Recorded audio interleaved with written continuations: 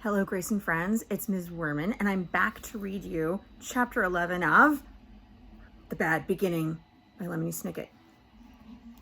I'll show you the picture at the beginning of the chapter.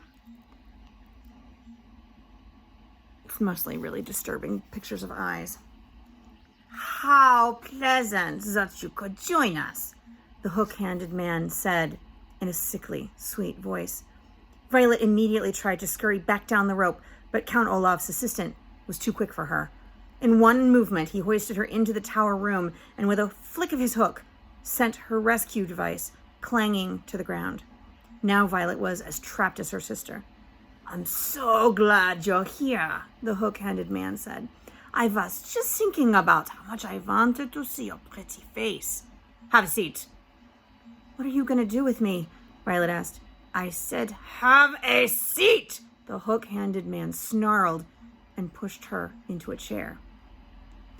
Violet looked around the dim and messy room. I'm certain that over the course of your own life, you have noticed that people's rooms reflect their personalities. In my room, for instance, I have gathered a collection of objects that are important to me, including a dusty accordion on which I can play a few sad songs, a large bundle of notes on the activities of the Baudelaire children, and a blurry photograph taken a very long time ago of a woman whose name is Beatrice. These are items that are very precious and dear to me. The tower room held objects that were very dear and precious to Count Olaf, and they were terrible things. They were scraps of paper on which he had written his evil ideas in an illegible scrawl, lying in messy piles on top of the copy of nuptial law he had taken away from Klaus. There were a few chairs and a handful of candles which were giving off flickering shadows. Littered all over the floor were empty wine bottles and dirty dishes. But most of all were the drawings and paintings and carvings of eyes, big and small, all over the room. There were eyes painted on the ceilings and scratched into the grimy wooden floors. There were eyes scrawled along the windowsill, and one big eye painted on the knob of the door that led to the stairs. It was a terrible place. The hook-handed man reached into a pocket of his greasy overcoat and pulled out a walkie-talkie. With some difficulty, he pressed a button and waited a moment. "Boss, it's me," he said. "Your blushing pride just climbed up here to try and rescue the biting brat." He paused as Count Olaf said something. "I don't know, with some sort of rope." "It was a grappling hook," Violet said, and tore off a sleeve of her nightgown to make a bandage for her shoulder. "I made it myself." "She says it was a grappling hook," the hook-handed man said into the walkie-talkie. "I don't know, boss." "Yes, boss. Yes, boss, of course I understand. She's yours. Yes, boss." He pressed a button to disconnect the line and then turned to face Violet. "Count Olaf is very displeased with his bride." "I'm not his bride," Violet said bitterly.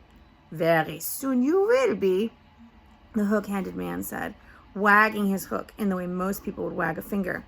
"In the meantime, however, I have to go fetch your brother. The three of you will be locked in this room until night falls. That way, Count Olaf can be sure you will all stay out of mischief." With that, the hook-handed man stomped out of the room.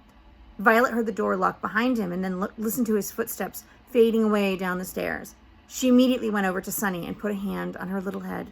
Afraid to untie or untape her sister for fear of incurring, a word which here means bringing about, Count Olaf's wrath, Violet stroked Sunny's hair and murmured that everything was all right. But of course, everything was not all right. Everything was all wrong. As the first light of morning trickled into the tower room, Violet reflected on all the awful things she and her siblings had experienced recently. Their parents had died, suddenly and horribly. Mrs. Poe had bought them ugly clothing. They had moved to Count Olaf's house and were treated terribly. Mr. Poe had refused to help them. They had discovered a fiendish plot involving marrying Violet and stealing the Baudelaire fortune. Klaus had tried to confront Olaf with knowledge he'd learned in Justice Strauss's library and failed. Poor Sunny had been captured, and now Violet had tried to rescue Sunny and found herself captured as well. All in all, the Baudelaire orphans had encountered catastrophe after catastrophe, and Violet found their situation lamentably deplorable, a phrase which here means it was not at all enjoyable. The sound of footsteps coming up the stairs brought Violet out of her thoughts, and soon the hook-handed man opened the door and thrust a very tired, confused, and scared Klaus into the room. "He is a last orphan," the hook-handed man said. "And now I must go help Count Olaf with final preparations for tonight's performance. No monkey business, you two. I will have to tie you up and dangle you out of the window as well." Glaring at them, he locked the door again and tromped downstairs. Klaus blinked and looked around the filthy room. He was still in his pajamas. What has happened?" he asked Violet. "Why are we up here?" "I tried to rescue Sonny," Violet said, "using an invention of mine to climb the tower." Klaus went over to the window and looked down at the ground. "It's so high up," he said. "You must have been terrified." "It was very scary," she admitted, "but not as scary as the thought of marrying Count Olaf." "I'm sorry your invention didn't work," Klaus said sadly. The invention worked just fine," Violet said, rubbing her shoulder. "I just got caught. And now we're doomed. The hook-handed man said he'd keep us here till tonight, and then it's the marvelous marriage." "Do you think you could invent something that would help us escape?" Klaus said, looking around the room. "Maybe," Violet said. "And why don't you go through those books and papers? Perhaps there's something over there that could be of use." For the next few hours, Violet and Klaus searched the room and their own minds for anything that could be used to help them. Violet looked for objects with which she could invent something. Klaus read through Count Olaf's papers and books. From time to time, they would go over to Sunny and smile at her and pat her head to reassure her. Occasionally, Violet and Klaus would speak to each other, but mostly they were silent, lost in their own thoughts. "If we had any kerosene," Violet said, around noon, "I could make Molotov cocktails with these bottles." "What are Molotov cocktails?" Klaus asked. "They're small bombs made inside bottles," Violet explained. "We could throw them out the window and attract the attention of passers-by." "But we don't have any kerosene," Klaus said mournfully. Then they were silent for several hours.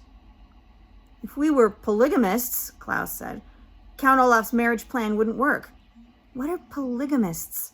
Violet asked.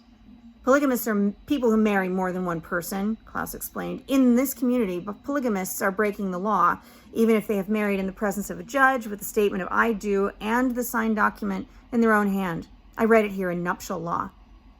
"But we're not polygamists," Violet said mournfully. Then they were silent for several more hours.